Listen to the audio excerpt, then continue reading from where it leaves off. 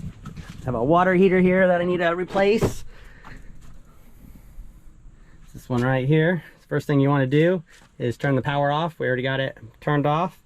And down here you want to drain your water.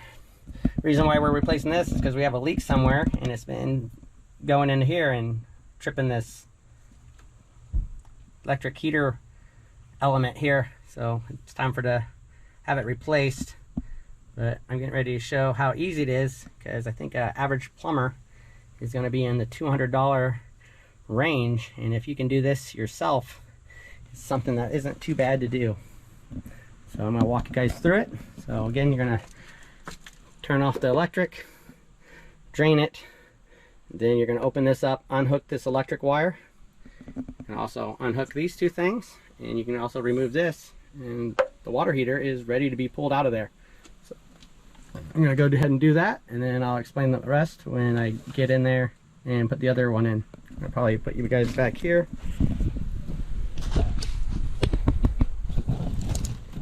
So I can get you guys in a good spot.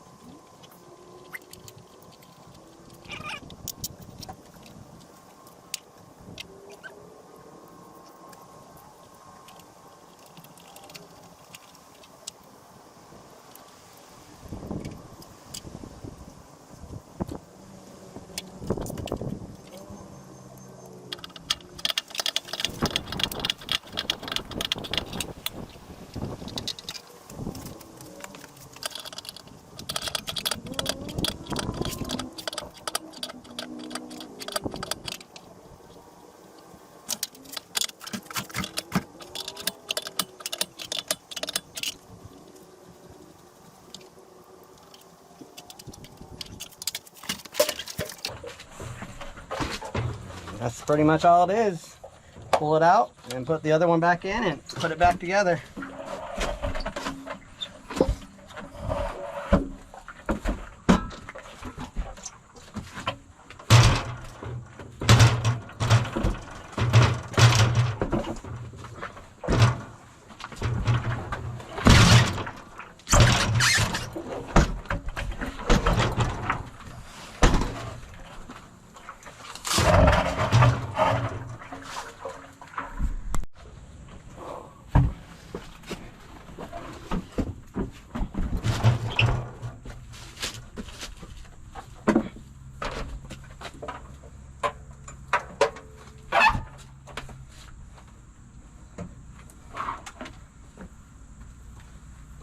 Wheel it in there like so. I think the hardest part of this is going to be moving the old heater out of your basement or wherever you have it, because it's going to have some water in it and it's going to be a little heavy.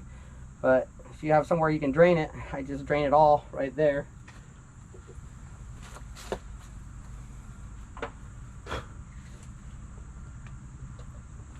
Up here on the top it says cold, hot, so just make sure this cold is going in, the hot's coming out. And there's little rubber things in here, so you don't have to worry about putting the other stuff on it, but I'm going to. It looks like we got a bunch of calcium buildup right in here on ours. Work that out. But I'm going to go ahead and thread those.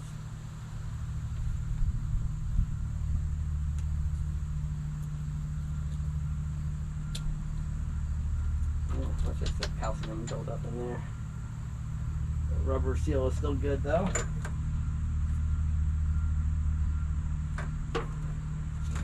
If you find little things that need to replace those at this time.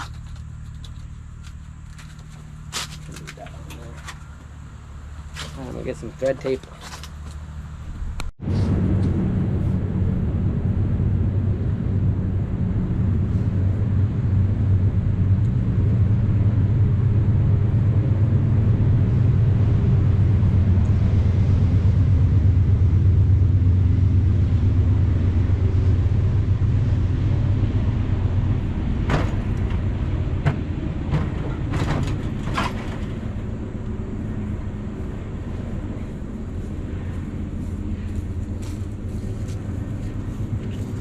My sister was hoping I was gonna drop that shit on me. Fuck her up it.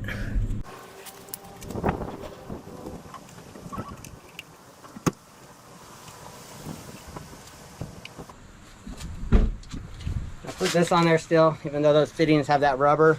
Sometimes these things don't get checked. This probably will go another 6 to 10, 12 years before it needs changed, so those rubbers can give out, and this just gives it a little bit better leaking protection.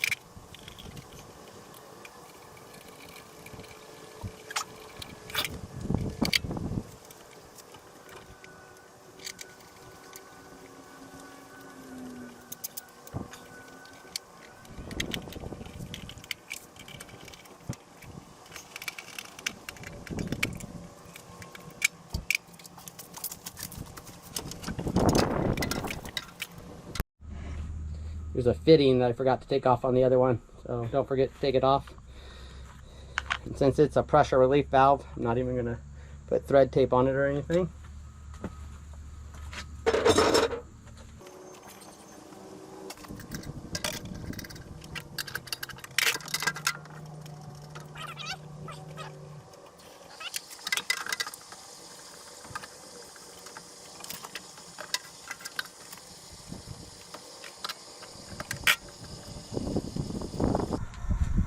Alright, and then you want to let this tank fill all the way up with water before you turn the power on, because you could take a chance of ruining your heating elements in there.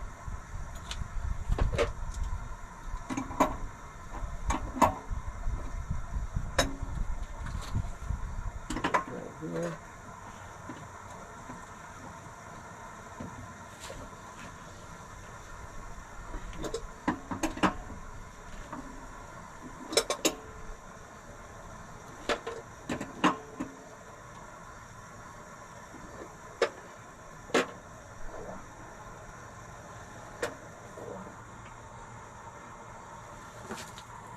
And I might have to replace this or play with it so I can get it to stop leaking.